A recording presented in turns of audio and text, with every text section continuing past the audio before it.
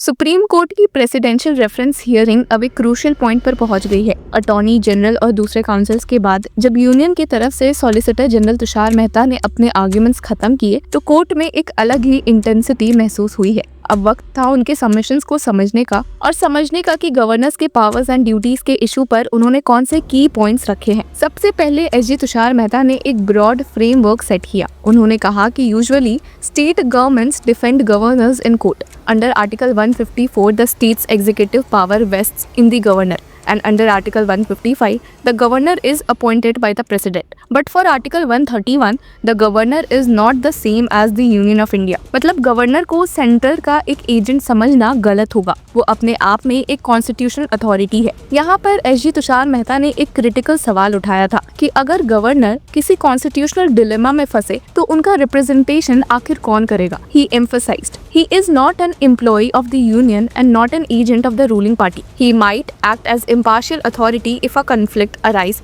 between union and the state. Who will represent him there? ये एक direct challenge था उन आर्ग्यूमेंट्स को जो गवर्नर को एक प्रॉक्सी बनाकर देखते हैं। फिर एसजी मेहता ने एक और बड़ा पॉइंट उठाया कि पूरा रेफरेंस एक अपील नहीं है। उनके शब्दों में कि the president is seeking clarity on what to do when faced with a constitutional problem. What should the president और गवर्नर डू? मतलब ये कोर्ट की एक एडवाइजरी कैपेसिटी में है जिसमें प्रेसिडेंट भी रिकंसिडर किया जा सकता है, जैसे कि 2G केस में हुआ था। लेकिन जस्टिस खान ने तुरंत याद दिलाया कि ये स्ट्रिक्टली एक एडवाइजरी प्रोसीडिंग है। यहाँ से एक टेंशन दिखी है एसजी के ब्रॉड व्यू और बेंच की रिस्ट्रेंट के बीच। फिर एसजी तुषार मेहता ने अपना सबसे क्रिटिकल वार्निंग दिया तमिलनाडु जजमेंट के बारे में। उन्होंने कहा कि am I bound by the 3-month deadline by directions under Article 200 or should every state now rush to this court? उनके अकॉर्डिंग अगर ऐसे डेडलाइंस इम्पोज किए गए तो गवर्नर्स और प्रेसिडेंट जैसे कॉन्स्टिट्यूशनल फंक्शनरीज के रोल पर एक अननेसेसरी बंदिश लग जाएगी। यहाँ उन्होंने एक हिस्टोरिकल डिटोर लिया। आर्टिकल्स 111, 200 एंड 201 का पूरा lineage government of India acts 1915 and 1935 से ट्रेस किया। ड्राफ्टिंग प्रोसेस के दौरान BN Rao and doctor BR Ambedkar की डिबेट्स को कोट करते हुए एसजी मेहता ने सबमिट किया कि कॉन्स्टिट्यूएंट असेंबली ने कॉन्शियसली टाइमलाइंस ड्रॉप किए थे।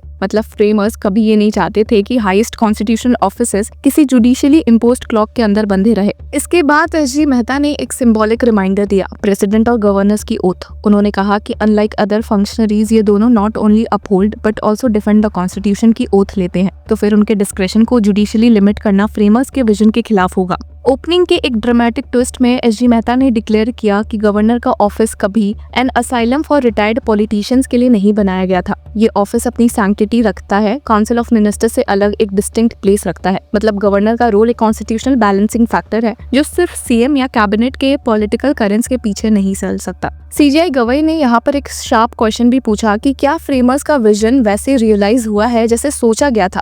तो एसजी मेहता का जवाब था कि हाँ, फ्रेमर्स ने हमेशा 2 पावर सेंटर्स इनविसाज किए थे, इलेक्टेड सीएम और प्रेसिडेंट अपॉइंटेड गवर्नर का। BR अम्बेडकर को कोट करते हुए उन्होंने कहा कि the governor should be a purely constitutional governor with no power of interference in administration, then it seems to me immaterial whether he is nominated और elected. यहाँ article 163 का जिक्र आया कि गवर्नर एड एंड एडवाइस पर act करेगा, लेकिन SG Mehta ने रिमाइंड किया कि कॉन्स्टिट्यूएंट असेंबली ने उन अमेंडमेंट्स को रिजेक्ट किया था जो गवर्नर के डिस्क्रेशनरी पावर्स को पूरा हटा देना चाहते थे। BR अम्बेडकर ने उस वक्त कहा था कि the retention of certain discretionary powers is in no sense a negation of responsible government. Bench भी अलर्ट थी। जस्टिस नरसिम्हा ने ऑब्जर्व किया कि डिस्पाइट अश्योरेंसेस गवर्नर्स के डिस्क्रेशन पर लिटिगेशन बार बार होती है। सीजीआई BR गवई ने भी बोला we have some experience how some governors have exercised discretion leading to litigations. इस पर एसजी मेहता का सिंपल जवाब था existence of disputes doesn't mean discretion is illegitimate.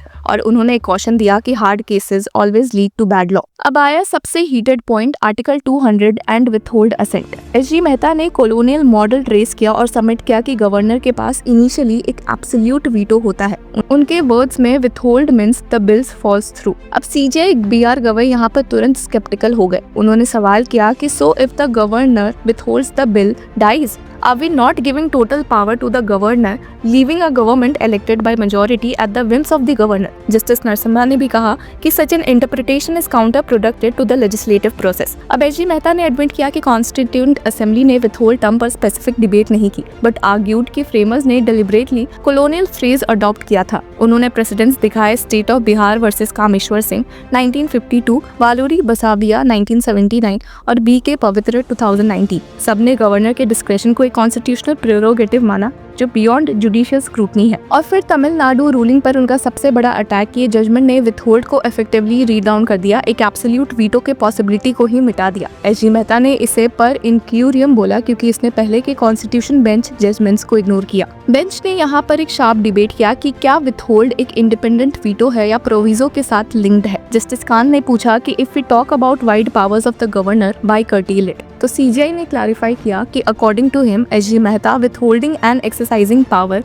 Under the proviso are two different things. अब SG ने emphasise किया कि विथहोल्डिंग एक एक्स्ट्रा ऑर्डिनरी पावर है जो रूटीन में यूज नहीं होता, सिर्फ उन एक्सेप्शनल केसेस में, जैसे अगर कोई बिल रिजर्वेशंस अबॉलिश कर रहे हो या लैंग्वेज वोटिंग राइट्स रिस्ट्रिक्ट कर रहा हो, तब गवर्नर ड्यूटी बाउंड होगा कि एसेंट ना दे। अगर ऐसा पावर रिमूव कर दिया गया तो governors office will become a postman. इस आर्ग्यूमेंट के दौरान एसजी मेहता ने गवर्नर्स के इंटीग्रिटी पर ट्रस्ट दिखाया कि वो अपना डिस्क्रेशन रिस्पॉन्सिबली एक्सरसाइज करते हैं, सीएम से कंसल्ट करते हैं और अपनी ओथ के हिसाब से काम करते हैं। बेंच ने एक और एंगल टेस्ट किया, आर्टिकल्स 200 एंड 201 का रिलेशनशिप। जस्टिस नरसिम्हा ने पॉइंट किया कि आर्टिकल 201 में 6 मंथ का लिमिट है, लेकिन आर्टिकल 200 में नहीं। एसजी मेहता ने अपोज किया कि ये लिमिट जुडिशरी खुद इंसर्ट नहीं कर सकता, वरना ये जुडिशियल अमेंडमेंट बन जाएगा। यहाँ एक ट्रिकी क्वेश्चन भी आया। जस्टिस खान ने पूछा कि shall declare means declaration is not empty, how then will we exercise judicial review if he withholds. Justice Narasimha ने भी कॉशन दिया कि अगर रिकंसिडरेशन का डोर बंद कर दिया गया तो डेमोक्रेसी फ्रस्ट्रेट हो जाएगी। अब सीनियर एडवोकेट एनके कौल ने भी एसजी मेहता को सपोर्ट किया,